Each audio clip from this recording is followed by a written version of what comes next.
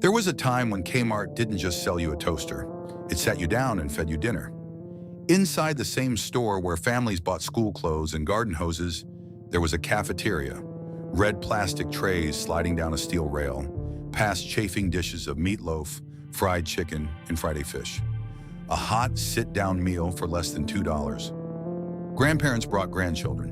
Kids sipped ices while their parents rested their feet after an hour of shopping. It wasn't fast food. It wasn't a snack stand. It was dinner inside a discount store. And then, without a headline, without a farewell, it was simply gone. How does something that fed millions of American families just vanish, with almost no one noticing it was even missing?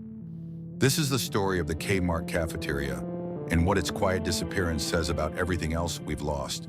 The man who built the empire never sold you a hot lunch himself. His name was Sebastian Sparing Kreska, a former tinware salesman from Pennsylvania who opened his first five-and-dime store in downtown Detroit in 1899. Kresge believed in one simple idea: sell everyday goods at prices ordinary families could actually afford, and never stop expanding. By 1912, that idea had grown into 85 stores and $10 million in annual sales. But the man who would turn Kresge's five-and-dime philosophy into something entirely new wasn't Kresge himself. It was Harry B. Cunningham, who became president of the S.S. Kresge Company in 1959. Cunningham spent years studying a new kind of retail taking shape across the country. Discount stores that made their money not through high markups, but through volume. Sell more, charge less, keep the shelves moving. He believed the future of Kresge wasn't more five-and-dime stores. It was something bigger, faster, and built for a country that now had cars, suburbs, and a swelling middle class hungry to spend. On March 1st, 1962, that vision became real. In Garden City, Michigan, at the corner of Ford Road and Middle Belt, the S.S. Kresge Company opened an 80,000 square foot store unlike anything the company had built before. They called it Kmart. It wasn't a five-and-dime. It was a discount department store on a scale most Americans had never seen. Aisles of clothing, hardware, toys, and housewares under one roof, priced to move fast and sell in volume. 17 more Kmart stores opened before the year was out. Sales that year topped $480 million. Cunningham had bet correctly. America was ready for a new way to shop. But Cunningham understood something else too. A discount store wasn't just a place to buy things quickly. If you wanted families to stay longer, to shop more, to make Kmart part of their weekly rhythm rather than a quick errand, you had to give them a reason to linger. You had to feed them. So inside these new Kmart stores, tucked near the front or along a back wall, a different kind of department began to take shape. Not a shelf of merchandise, but a place to sit down. Steel trays, a hot line, a menu built around the same values as everything else in the store. Simple, dependable, and cheap enough that no family had to think twice. It wasn't glamorous. It wasn't trying to be a restaurant in the traditional sense. It was something more practical and, in its own way, more American. A place where a mother could buy a winter coat for her son, then walk 20 feet and get him a hot meal without ever leaving the building. Picture it: fluorescent lights humming overhead, the smell of griddled burgers drifting past the shoe department, a cashier's bell ringing somewhere in the distance while a family slides trays down a steel rail toward the register. This was not fine dining. This was Tuesday afternoon in Garden City, Michigan, in the early 1960s. Ordinary, unremarkable, and to the people who lived it, completely unforgettable. Cunningham had built a store to sell America everything it needed. Now, almost as an afterthought, that store was about to feed it too. And that afterthought would become one of the most quietly beloved parts of the entire Kmart experience. For a little while, at least. By the mid-1960s, the Kmart cafeteria had settled into a rhythm that would define it for the next decade.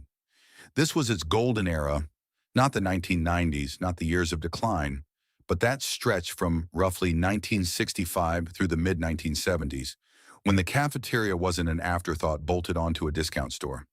It was a destination in its own right, The ritual was almost always the same. A family would arrive on a Saturday morning with a list: new shoes for the kids, a garden hose, maybe a set of bath towels. They'd work their way through the aisles, carts filling slowly, and by early afternoon, hunger would set in. Instead of loading everyone back into the station wagon to find a diner, they'd simply walk toward the back of the store, trays in hand, and join the line. The menu was built for exactly this moment: meatloaf with mashed potatoes and gravy, roast turkey with stuffing, any day of the week, not just Thanksgiving. Liver and onions for the fathers who remembered it from their own childhoods. Fried fish on Fridays, a small nod to the Catholic families who still observed the tradition. None of it was fancy. All of it was hot, filling, and priced so that a family of four could eat a full set-down meal for under $2 combined. Cheaper than packing sandwiches for the car. For children, the appeal was different. It wasn't the meatloaf that mattered.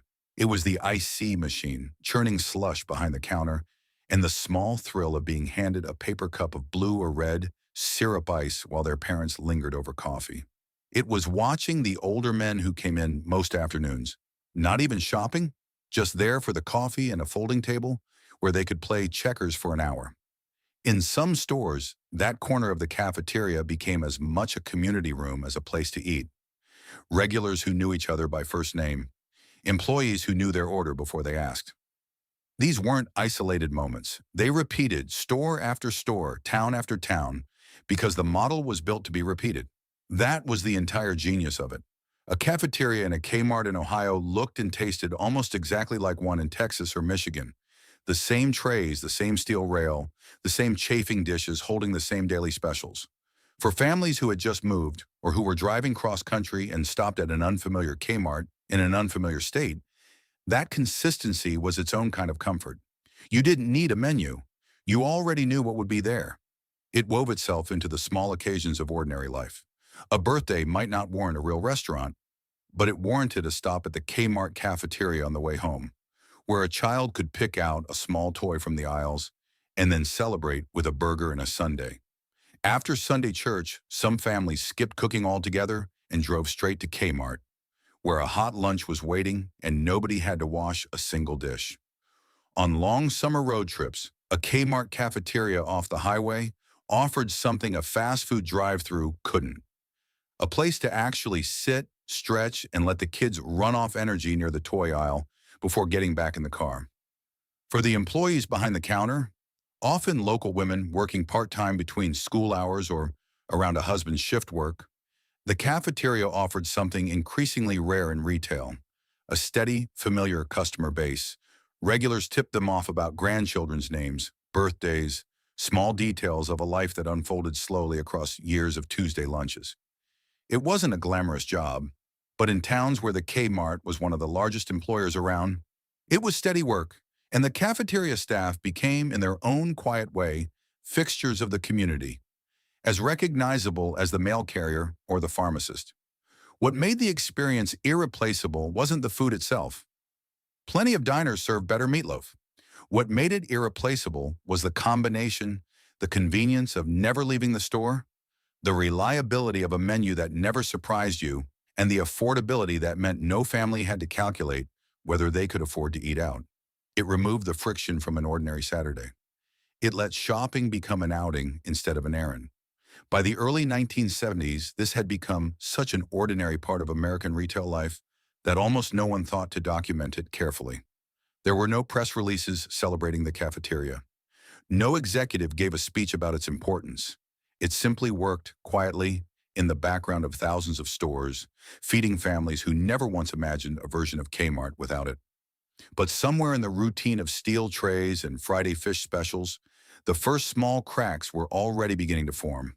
Not in the food and not yet in the crowds, but in the broader retail world closing in around it. What would it take for something this ordinary, this dependable, to stop being taken for granted? For now, though, the lines still moved forward every Saturday afternoon, trays sliding down the rail, coffee cups refilled without being asked, and nobody in that line had any reason to believe it wouldn't always be there. If the golden era was about what the cafeteria felt like, the expansion years were about how fast it multiplied and how that speed quietly planted the seeds of everything that would later go wrong. Unlike many of the restaurant chains that built their empires through franchising, handing storefronts to independent owners who bought in with their own savings, the Kmart cafeteria never worked that way.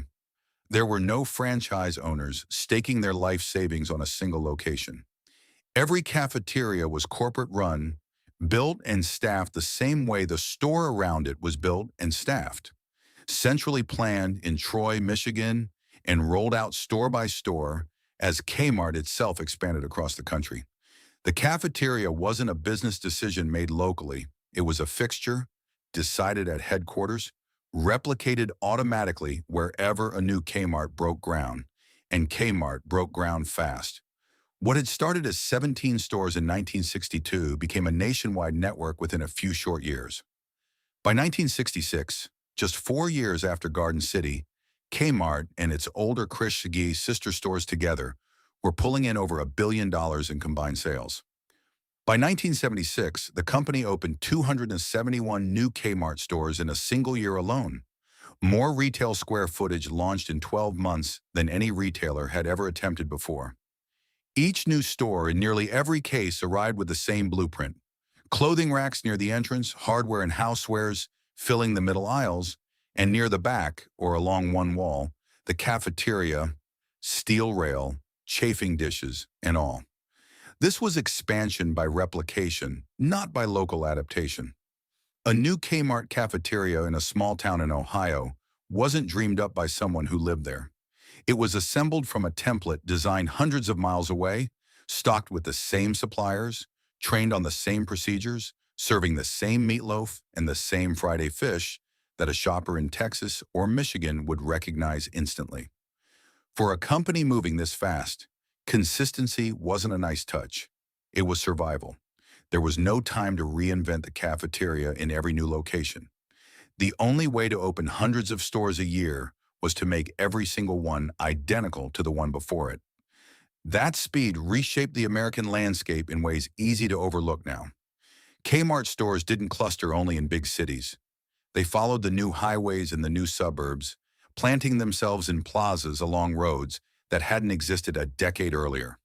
In small towns that had never had anything resembling a sit-down restaurant open past 5 o'clock, and in growing suburbs where families were moving in faster than local businesses could keep up. For many of these communities, the Kmart cafeteria wasn't competing with other restaurants.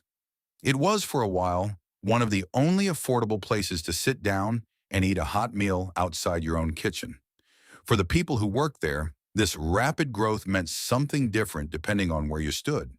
For a young woman hired to run a cash register or staff the hotline in a brand new store, it meant steady, dependable work in a town where jobs like that weren't always easy to find. And unlike a locally owned diner, the pay and hours came from a national company with real structure behind it. For store managers, though, that same speed brought new pressure. Corporate expected every cafeteria to run the same way, hit the same standards, keep the same low prices, no matter how remote the location or how thin the local staff. Headquarters didn't ask whether a small town store had the same customer volume as one in a booming suburb. It simply expected the same tray line, the same chafing dishes, the same experience, everywhere, all the time. This was the quiet cost of scale. A model built for speed and consistency left very little room to notice, store by store, when something wasn't quite working. When a particular cafeteria was losing money, or when local taste wanted something the standardized menu didn't offer. In a company opening hundreds of stores a year, a handful of underperforming cafeterias didn't register as a warning. They were simply noise buried inside numbers that, on the whole, still pointed sharply upward. And upward is exactly where those numbers pointed for now. Kmart was becoming something no one had quite seen before. A retailer with real claim to being everywhere at once, its cafeteria trays sliding down identical steel rails from coast to coast. The company that had opened its first store in a Detroit suburb in 1962 was, within little more than a decade, approaching a scale that would make it one of the largest retailers on earth. But a machine built purely for speed rarely stops to ask what happens when the growth slows down. For now, Kmart was still climbing toward its peak, and the cafeteria was climbing right along with it, about to enter the years when it would become, however briefly, something close to a genuine piece of American life. By the early 1980s, Kmart was no longer just a discount store with a lot of locations. It had become something closer to a fixture of the national landscape, a name as familiar to American families as their own hometown grocery store, present in nearly every state, woven into weekends in a way few retailers before it had managed. And tucked inside thousands of those stores, the cafeteria had become part of that same familiarity, so ordinary that most people never stopped to think of it as remarkable at all. The scale by this point was staggering. Kmart's total store count would eventually climb past 2,000 locations nationwide, reaching its historic peak of more than 2,100 stores by 1994, a number that made it, for a stretch of years, one of the largest retail chains in the entire country, trailing only a handful of competitors. Not every one of those stores carried a full cafeteria by the 1990s, but for the 2 decades leading up to that peak, the tray line and the hot lunch counter were as much a part of the standard Kmart blueprint as the checkout registers up front. What made this more than just a business statistic was what it meant inside individual families. This wasn't a chain that people discovered once and forgot. It was a chain that got passed down. Grandparents who remembered the first Kmart openings in the early 1960s brought their own grown children there in the 70s and 80s. And those children, now parents themselves, brought their kids along for the same ritual a decade later. 3 generations of the same family could walk into a Kmart cafeteria and each have a genuinely different memory of what that tray line meant to them. A grandfather remembering the novelty of a discount store that also fed you, a mother remembering Saturday lunches after school shopping, a child simply remembering the IC machine and the sound of ice being scraped into a paper cup. That kind of generational repetition is not something a company can manufacture through advertising. It happens only when an experience becomes reliable enough, year after year, that families stop thinking of it as a choice and start thinking of it as a habit. The same way a family might always stop at the same gas station on a long drive, not because it's the best one, but because it's simply what they do. For millions of Americans, getting lunch at Kmart wasn't a decision made fresh each time. It was inherited. The cafeteria also carried a quieter kind of civic weight in the small and mid-sized towns where Kmart often anchored the local retail scene.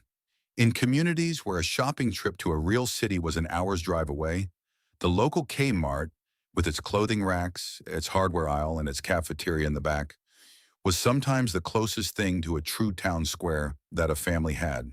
It was where you ran into a neighbor you hadn't seen in months, where a Little League team might stop after a Saturday game, where a retired couple could sit over coffee for an hour without anyone rushing them out. The cafeteria didn't just feed people. It gave them a place to be seen and to belong inside a store that had already become part of the town's daily rhythm.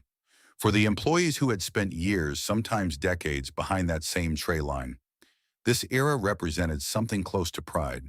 Being the woman who remembered a regular customer's order, who watched a child grow from the high chair to the checkout counter, who had served 3 generations of the same family, that carried its own quiet dignity, even if it never came with a raise or a promotion. In an industry not known for celebrating its frontline workers, the Kmart cafeteria staff had, almost by accident, built something resembling real community standing. What made all of this so easy to overlook is exactly what made it so powerful. Nobody wrote articles proclaiming the Kmart cafeteria a beloved American institution. There was no marketing campaign built around nostalgia, no slogan reminding shoppers how much this mattered. It simply existed reliably, generation after generation, which is, in its own way, the truest measure of how deeply something has become part of a culture. The things people love most quietly are often the things whose absence later hits the hardest. But even as families kept coming back, kept passing the ritual down to their children, the world just outside those cafeteria doors was already beginning to shift in ways almost no one shopping there could yet see. What does it take for something this deeply woven into ordinary life to start slipping away? Not all at once, but one small change at a time. For now, though, the trays kept sliding down the rail, the coffee kept getting refilled, and nobody in that line had any reason to think the ritual their grandparents started would someday need to be explained to a generation who never got to experience it at all. By the late 1970s and into the early 1980s, nothing about the Kmart cafeteria looked broken. The trays still slid down the same steel rail. The specials board still promised meatloaf on Mondays and fish on Fridays. To the family walking in on a Saturday afternoon, everything felt exactly as it always had. That was precisely the problem. The cracks forming underneath the surface were invisible to the very people who kept walking through the door. The first real threat didn't come from inside the cafeteria at all. It came from a new kind of retail architecture spreading rapidly across American suburbs. The enclosed shopping mall, and inside it, an invention that would quietly make the old-fashioned cafeteria model feel outdated almost overnight. The food court. Where a Kmart offered one cafeteria with one fixed menu, a mall food court offered 5, 6, sometimes a dozen different counters under a single roof. Pizza, tacos, burgers, Chinese food, all competing for the same family that might once have simply defaulted to the Kmart tray line without a second thought. For the first time, sitting down to a hot meal after shopping came with actual choices. And choice, however small it seemed at first, was quietly eroding the one advantage the Kmart cafeteria had always relied on: habit. Inside corporate headquarters in Troy, Michigan, the response to this shifting landscape wasn't dramatic. There was no single decision, no boardroom announcement that the cafeteria model needed to change. Instead, the adjustments came the way cost-cutting almost always does inside a large retailer. Gradually, quietly, one line item at a time.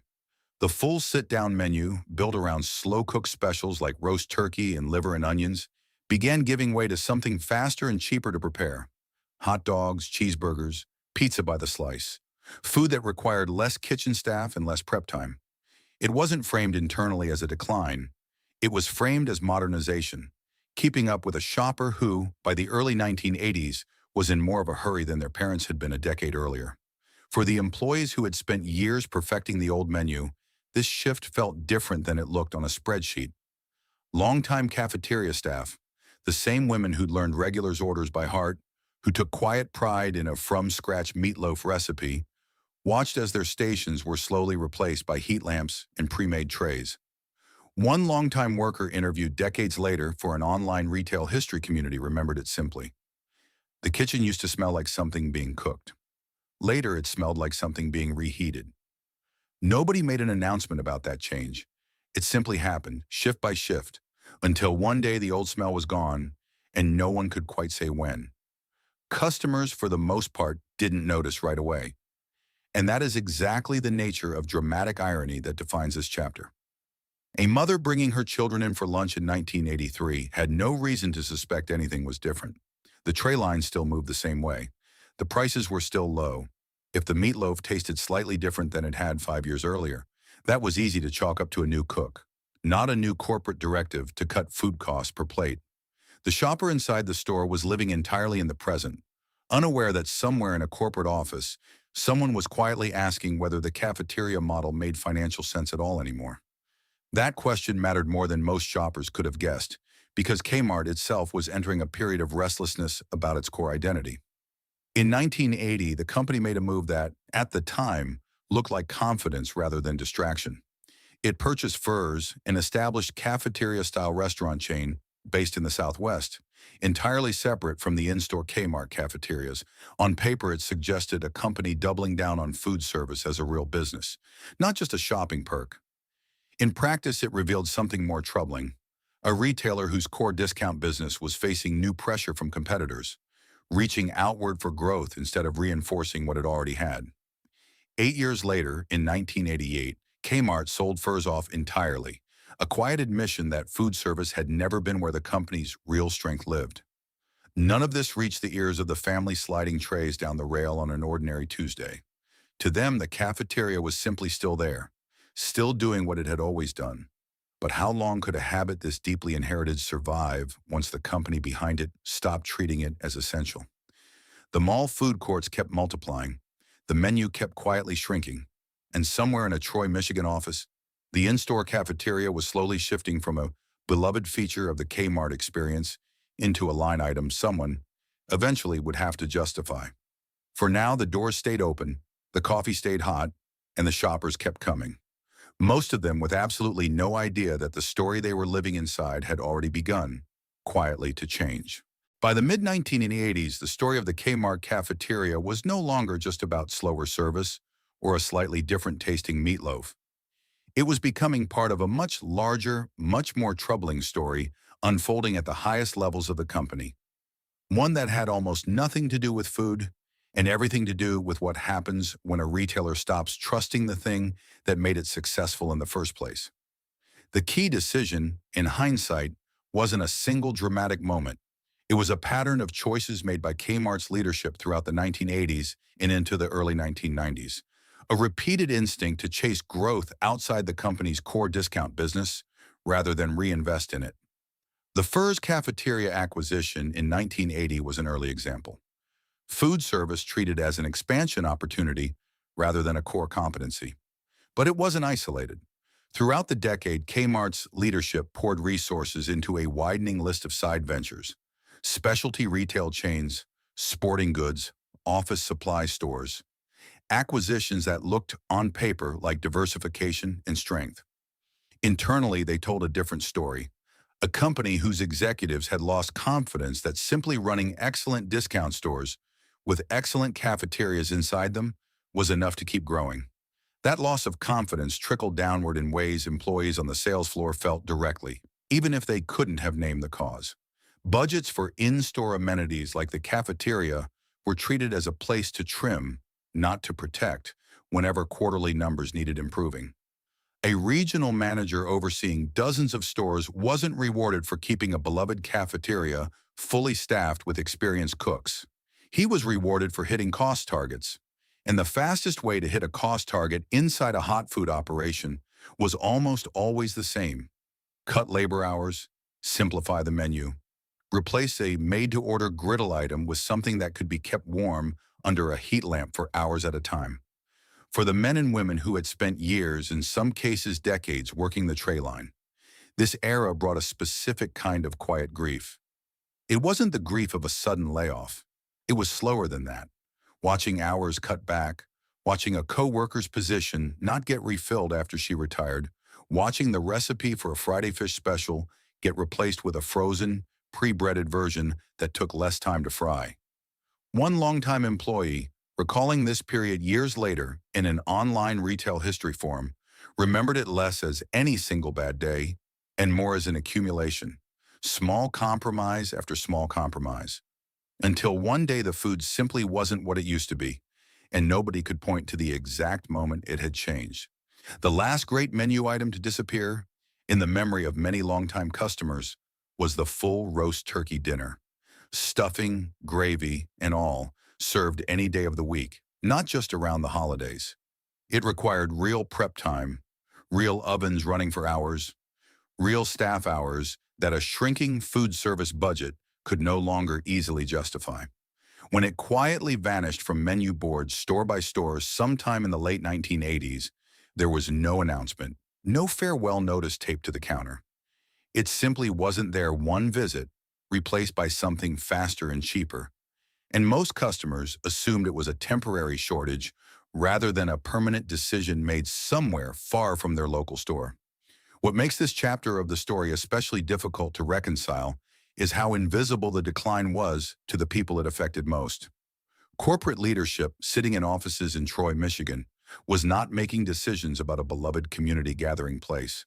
They were looking at spreadsheets, food service margins compared against the far larger and far more urgent problem of the entire Kmart business, losing ground to leaner, faster-growing competitors. From that vantage point, a cafeteria running on thin margins in a declining format was an easy place to find savings, a rounding error in a company grappling with existential questions about its future. From the vantage point of the cook who had worked that same tray line for 15 years, it was the slow disappearance of something she had built her working life around. There is no evidence that any single executive set out to destroy the cafeteria experience deliberately, or that any specific insider knew with certainty, years in advance, that these in-store restaurants would eventually disappear almost entirely. What the record does show, through the accumulated memories of employees and customers alike, is a company whose attention had drifted elsewhere, toward acquisitions, toward competing with a fast-changing retail landscape, toward problems that felt more urgent than protecting a cafeteria most executives probably never ate in themselves. The neglect wasn't a plan. It was simpler and, in its own way, sadder than that. It was what happens when something isn't anybody's priority anymore. By the early 1990s, the writing was on the wall for anyone paying close attention, even if most shoppers still weren't. Kmart itself was locked in an increasingly difficult fight against Walmart, whose combination of low prices and aggressive expansion was steadily eating into Kmart's market share nationwide. In a company fighting for its core survival, an in-store cafeteria that once defined the shopping experience had become, in the eyes of leadership, a luxury the business could no longer fully afford to maintain in its original form. And so, quietly without ceremony, the full-service cafeteria model that had defined a generation of Saturday afternoons began its final transformation. Not into nothing, not yet, but into something smaller, faster, and far less memorable. A snack counter dressed up under a new name, waiting for its final act. The people who had built careers behind that tray line rarely got to say goodbye to the job they'd known. The recipes that had once required real skill and real time simply stopped being made, one by one, until almost nothing remained of what had once been there. Who exactly was responsible for protecting something that mattered this much to so many ordinary families? And why did no one in a position of power ever step in to try? For now, a smaller, quieter version of the cafeteria still stood in most stores, doing its best impression of what had once been there. But its days, though few could see it yet, were already numbered. The first public sign that something larger than a shrinking menu was happening came not from the cafeteria itself, but from the company that housed it. In January 2002, Kmart Corporation filed for Chapter 11 bankruptcy protection, the largest retail bankruptcy in American history at that time. For a company that had once stood as a symbol of national retail dominance, the filing was a seismic public admission. The business model that had built thousands of stores across the country was no longer sustainable in its current form. The bankruptcy didn't happen overnight, and neither did its effects on the cafeteria still operating inside a shrinking number of stores. Throughout the 1990s, the transformation that had begun quietly in the previous decade accelerated. What remained of the old sit-down cafeteria model in most locations was, by this point, barely recognizable as the same institution that had served roast turkey and liver and onions a generation earlier. In many stores, the space once occupied by steel trays and a hot line had been leased out entirely to Little Caesars, which began operating small pizza stations inside Kmart locations throughout the decade. A partnership that let Kmart collect rent from a franchise operator rather than staff and run a food service department itself. The cafeteria, in the truest sense of the word, was already gone from most stores well before the company's finances forced the issue publicly. It had simply been replaced quietly by something smaller wearing a familiar location. For the handful of longtime employees who had somehow stayed through all of it, the cooks and counter staff who'd watched the menu shrink, the hours cut, the recipes disappear one by one, the bankruptcy filing was almost anticlimactic. Many had already lived through their own personal version of this collapse years earlier, the day their department was reduced to a skeleton crew, or the day they were told their position was being restructured into something else entirely. One former employee, recalling this period in an online community dedicated to retail nostalgia, described watching her old station get gutted and rebuilt as a Little Caesars counter, still working the same physical space she'd worked for over a decade, just for a different name on her paycheck and a different set of tasks entirely. Customers experienced the collapse differently and far more gradually. There was no single dramatic closing day for the Kmart cafeteria as a concept, because by the time most people would have thought to mourn it, it had already quietly transformed into something else years earlier. A shopper walking into a Kmart in the late 1990s, hoping for the sit-down lunch experience they remembered from childhood, would instead find a Little Caesars counter or a scaled-back snack bar. Convenient, familiar in its own way, but nothing like what had once stood in that same spot. The loss for most people wasn't a single moment. It was a slow realization, sometimes arriving years after the fact, a memory resurfacing, a craving for a meal that, upon reflection, hadn't actually been available anywhere for a very long time. The bankruptcy itself, when it finally arrived in 2002, was about far more than food service. It was about the entire company's failure to compete with faster, cheaper, more efficient retailers. Above all, Walmart, which had spent 2 decades quietly out-executing Kmart on nearly every front that mattered. But inside that larger financial collapse, the cafeteria's fate had already been decided. It wasn't a casualty of the bankruptcy. It was one of many early casualties that had made the bankruptcy, in some sense, inevitable. A small but telling example of a company that had stopped investing in the things that made customers loyal, one modest cost-cutting decision at a time, until there was little of the original experience left to protect. Kmart emerged from bankruptcy in 2003, restructured and diminished, a shadow of the company that had once opened 271 stores in a single year. In 2005, it merged with Sears to form Sears Holdings, a combination that, in hindsight, brought together two once dominant American retailers whose best years were both already behind them. Neither company would recover the ground it had lost. Over the following decade and a half, store closures became a routine, almost expected part of the news cycle. 5 stores here, 10 stores there, entire regions quietly losing their last remaining Kmart location.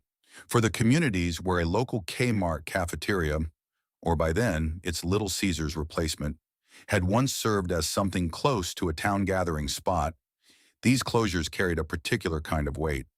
When a Kmart location shut its doors for good, longtime residents didn't just lose a place to buy hardware and clothing, they lost the physical building that had once held decades of small, ordinary memories. A first date at the lunch counter, a grandmother's Saturday ritual, a summer job that had put a teenager through their first year of community college. Local news coverage of these closures, when it existed at all, tended to focus on the economic impact, the jobs lost, the empty storefront left behind, rarely on the quieter cultural loss of a space that had meant something different to nearly everyone who'd walked through its doors. Perhaps the most symbolic closure of all came on January 4, 2017, when Kmart announced it would shutter 10 stores across Michigan, including the very store in Garden City where the entire Kmart story had begun 55 years earlier. The original location, the one Harry Cunningham had opened with such confidence in March 1962, the one whose earliest cafeteria had helped define what a Kmart shopping trip could feel like, closed for good. Local news outlets covered the closure as a business story, a company continuing its long decline. For anyone who had grown up in Garden City, though, it meant something closer to watching a piece of family history quietly boarded up. By the time that original store closed, the full-service cafeteria concept it had once housed had already been gone for the better part of 2 decades, dismantled gradually, cut budget by cut budget, replaced by rented pizza counters and then, in most locations, by nothing at all. There was no ribbon cutting in reverse, no farewell photo of the last tray sliding down the last steel rail. The end had already happened, quietly, sometime in the 1990s, and almost no one had thought to mark the occasion, because almost no one realized in the moment that it was happening for the very last time. What remained by the 2010s was a company running on memory more than momentum, a shrinking number of stores, each one a little more worn than the last, serving a shrinking number of customers who remembered what those same buildings had once meant. The cafeteria specifically had become something closer to folklore than history, a detail that surfaced in online forums and nostalgia blogs, shared among people trying to confirm to one another that yes, this had really existed, that they hadn't imagined the taste of that Friday fish or the sound of ice being scraped into a paper icy cup. Something had genuinely been lost. Not just a food service department, but a small, dependable ritual that had once bound together 3 generations of the same families, one Saturday afternoon at a time. It hadn't ended with a bankruptcy filing or a corporate press release. it had ended one quiet decision at a time, years before anyone in a position to stop it had ever bothered to ask whether it was worth protecting. What replaced the Kmart cafeteria, in most locations, wasn't a single dramatic successor. It was a slow scattering of the experience into pieces, absorbed by other parts of the retail landscape that had learned, in their own ways, from what Kmart had built and then let fade. The mall food courts that had first challenged the cafeteria in the 1970s and 80s had, by the 2000s, become the default way Americans grabbed a meal while shopping. Faster, more varied, better suited to a country with less patience for a sit-down tray line. Later, Walmart itself, the very competitor that had done so much to hasten Kmart's decline, added its own in-store restaurants and food courts in many locations, offering a version of the same convenience Kmart had once pioneered, minus the community feel that had made the original so memorable. There was no meaningful attempt to revive the Kmart cafeteria as a nostalgic relaunch. No IP sale, no pop-up experience trading on retro appeal the way some defunct restaurant brands have occasionally resurfaced for a limited run. Unlike a shuttered restaurant chain with a name and a menu people could rally around, the cafeteria had never been branded as its own entity. It had no logo of its own, no separate identity outside the Kmart stores that housed it. When it disappeared, there was nothing distinct enough left to bring back. No trademark to license, no dedicated fan base organized enough to campaign for its return. It simply folded back into the larger story of Kmart's decline, indistinguishable to most people from everything else the company had lost. The broader lesson for the retail industry arrived slowly, learned less from Kmart specifically and more from the pattern its decline exemplified. Retailers that treated customer-facing amenities as expendable cost centers rather than as genuine sources of loyalty tended to lose something harder to rebuild than square footage or market share. The sense that a store was a place worth lingering in, not just passing through. Kmart's cafeteria had for decades given customers a reason to stay longer and come back more often. Once that reason was quietly stripped away piece by piece, the company was left competing purely on price and convenience. Categories where Walmart, with its superior logistics and lower costs, was always going to win. For the towns and communities that had depended on Kmart as an economic anchor, the impact extended well beyond nostalgia. Store closures meant lost jobs, not just for cashiers and stock clerks, but for the cafeteria workers, many of whom had spent decades in roles that, however modest, had provided steady income and a sense of purpose within their communities. Some former employees found new positions in the fast food and food service industries that had, in many ways, absorbed the market the old cafeteria model once served. Others, particularly older workers who had built entire careers around a single Kmart location, found the transition far harder, entering their later working years with fewer options and less institutional loyalty to lean on than earlier generations of retail employees had once enjoyed. What lingers decades later isn't really about food service economics at all. It's about what gets lost when a company stops treating a small, unglamorous department as something worth protecting. The Kmart cafeteria was never going to be the reason the company survived or failed on its own, but its slow, quiet disappearance mirrored something larger happening throughout Kmart in those same years. A steady erosion of the small things that had once made an ordinary shopping trip feel like something more than a transaction. What does it mean for a community when the small, unofficial gathering places, the ones nobody thought to protect because they never seemed important enough to name, quietly disappear one by one until there's nowhere left that remembers what used to be there? Close your eyes and it comes back easy enough. The hum of fluorescent lights over a row of steel trays, the smell of gravy and fried fish drifting past a rack of winter coats. A grandmother sliding her tray forward, unhurried, while a child presses a paper cup against the IC machine and waits for it to fill with red slush. Somewhere nearby, a coffee cup gets refilled without anyone asking. Nobody in that room is thinking about market share or quarterly earnings. They are simply eating lunch on an ordinary Saturday in a place that felt, at the time, like it would always be there. It mattered more than its modest menu ever suggested. In towns too small for a real restaurant scene, It was sometimes the only place a family could sit down together outside their own kitchen. It let a Saturday errand become an outing. It let a grandmother pass down a ritual to a grandchild without needing an occasion to justify it. It gave retired men a folding table and a game of checkers, gave tired mothers 30 minutes off their feet, gave working class families a hot sit-down meal they never had to think twice about affording. It asked nothing of anyone except a few dollars and a little time, and in return it quietly held together small pieces of ordinary American life for 3 decades. Nothing else fully replaced what it offered because nothing else was built, quite so simply, around the idea that a shopping trip and a family meal could happen in the very same place without either one feeling like an afterthought. It is gone now, and it deserves to be remembered honestly, without bitterness and without exaggeration. The people who built it, store by store, tray by tray, did honest work that fed real families for real decades. The employees who spent years behind that counter earned a kind of quiet dignity that no closure can take back.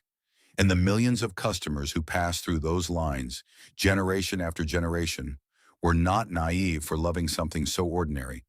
They understood better than anyone that the smallest rituals are often the ones that hold a life together. Somewhere tonight, someone is trying to describe a Kmart cafeteria lunch to a grandchild who has never known anything like it, struggling to explain why a discount store with a hot lunch counter meant so much.